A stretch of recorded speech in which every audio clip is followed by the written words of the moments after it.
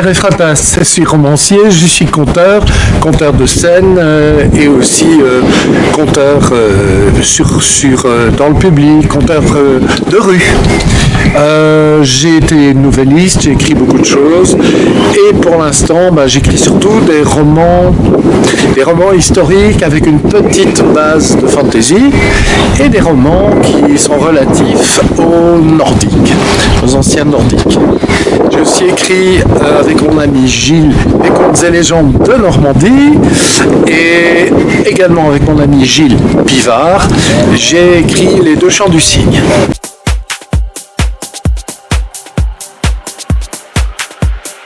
Mes livres tout bêtement, voilà. Et puis oui, j'ai aussi raconté des histoires à quelques personnes tout à l'heure, j'ai conté, ça m'amuse aussi. C'est une mise en danger dont j'ai besoin.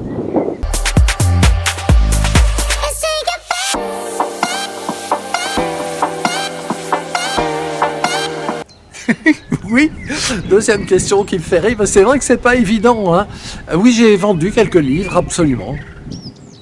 Et j'ai rencontré pas mal de gens très sympathiques. Ça nous arrive à tous. Je crois qu'il ne faut pas se focaliser sur un salon. C'est sur la totalité d'une année qu'il faut vraiment se fixer. J'ai connu des salons où il y a 200 personnes et j'ai dédicacé 25 livres. Et des salons où on avait 10 000 personnes. J'en ai pas vendu un seul, mais j'ai dit bien pas un seul.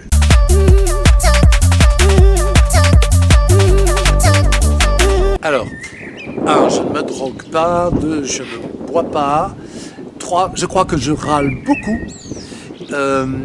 Je pense que j'ennuie mon épouse aussi, elle a beaucoup de patience. Il faut de la patience pour vivre avec un artiste.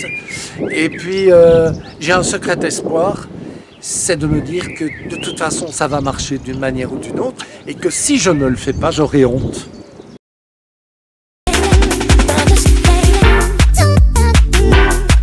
Il faut aller jusqu'au bout des choses que l'on fait. Je suis un romantique vieille France. Alors, le romantisme vieille France n'a rien à voir avec les marshmallows, les jolies petites licornes qui pètent des arcs-en-ciel, hein. Le romantisme, c'est aller jusqu'au bout des sentiments, jusqu'au bout des démarches. Et je pense qu'il faut que je m'applique ça, d'ailleurs, c'est ce qui me convient. Si j'arrête, c'est fini pour moi.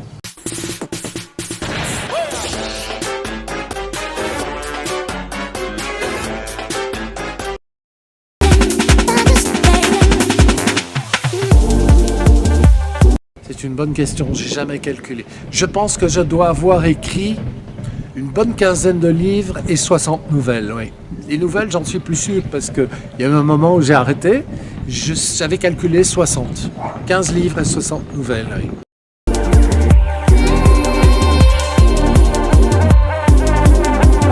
Il y en a, oui. Ceux de l'ancienne société d'édition Noir d'Absinthe sont sur e-book. Et bien entendu, ceux de la société, les éditions Inédits, c'est-à-dire par exemple celui-ci, Contes et légendes de Normandie, mais aussi les deux chants du cygne, sont adaptés sur e-book.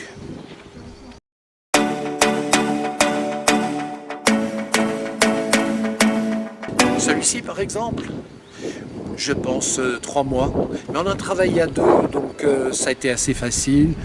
Gilles m'a apporté beaucoup de matériaux, des idées, puis on a remis en forme, puis j'ai customisé comme il dirait, et puis il lui a encore revu. C'était très vite, très très vite. C'est des petites histoires, donc c'est assez facile à écrire. Il y a des bouquins, c'est comme un accouchement. Les dames comprendront bien ce que je veux dire. Il y a des accouchements, ça se passe en quelques... Allez, 1 heure, 2 heures, c'est fini, c'est expédié comme à la poste. Et puis il y a des bouquins qui te prennent 8 ans. Par exemple, les chroniques de Maugis qui sont devenues Bayard le cheval fait, c'est 8 ans de travail avec 15 versions successives. Ça a été terrible. Donc, je ne sais pas comment les choses viennent ou pas.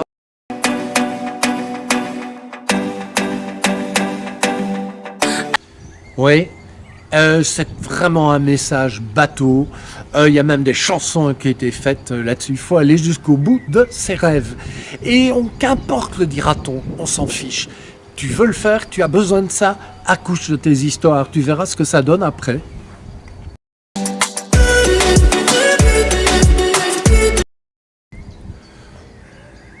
J'ai un prof de français qui m'a fait croire en moi, donc je lui rends hommage ici.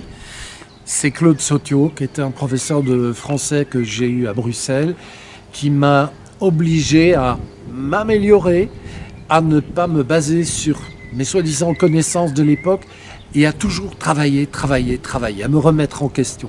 C'est un grand bonhomme pour moi. Et puis il m'a dit, il faut que tu crois en toi, tu es un homme qui ira très loin.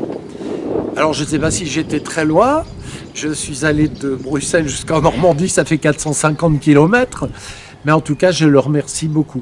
Et alors des écrivains, oui, ouais, vraisemblablement Tolkien, encore une fois. Je l'ai découvert en 1980. Il y avait un horrible dessin animé, mais très sympa. Je ne sais pas si tu connais Ralph Bakshi. Il avait fait Le Seigneur des Anneaux.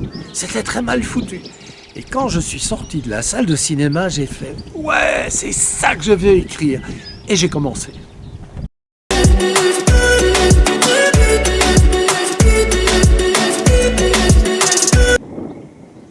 ne sont pas meilleurs, ils sont différents. C'est le public qui décide si nous sommes bons ou pas. Nous essayons tous d'être meilleurs, et nous croyons tous que nous sommes meilleurs à un certain moment, sinon nous ne le ferions pas. Mais j'ai pas cette prétention, non.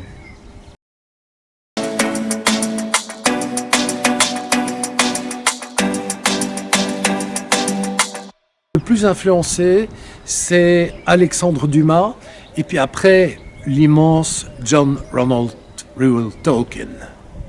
Ça, c'est vraiment le personnage qui m'a...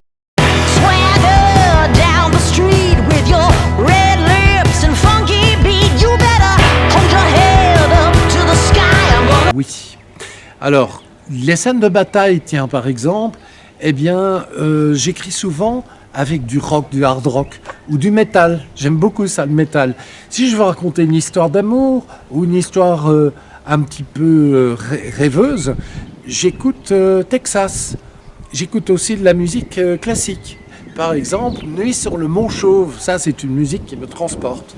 La musique m'accompagne partout. Tous mes textes, au fond, sont écrits de manière musicale.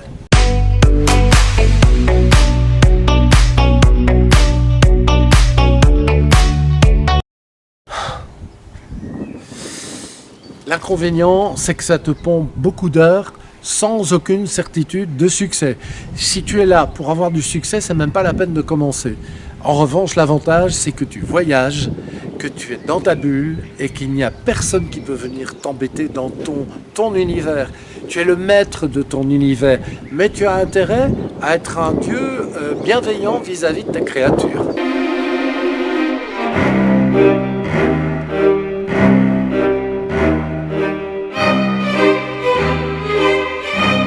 Quelque chose, oui, certainement. Par exemple, le début, tiens, des contes et légendes de Normandie. Il y a une jeune femme qui s'appelle Amélie, qui est une guide touristique, et elle dit pourquoi elle écrit. C'est devenu une tradition. Chaque fois que j'achève une excursion, un seul cri retentit parmi mes touristes « Amélie, une histoire! Amélie, une histoire !»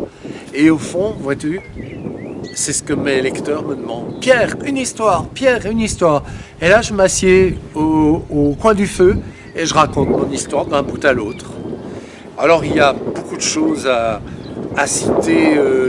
Je n'aime pas pratiquer l'autocitation. Je trouve ça même un peu à la limite ridicule. Qui suis-je pour faire ça? Mais en tout cas, ma démarche, c'est ça. Asseyez-vous autour de moi et écoutez, je vais vous raconter une histoire, vous allez être bien. Et si vous voulez boire un verre de bière, buvez un verre de bière. Si vous voulez vous embrasser, embrassez-vous. Écoutez ma belle histoire. C'est peut-être dépassé, mais certains m'ont dit...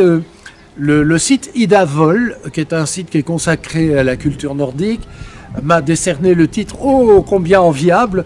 de Skald des temps modernes. Si j'arrive à ça, je suis très content.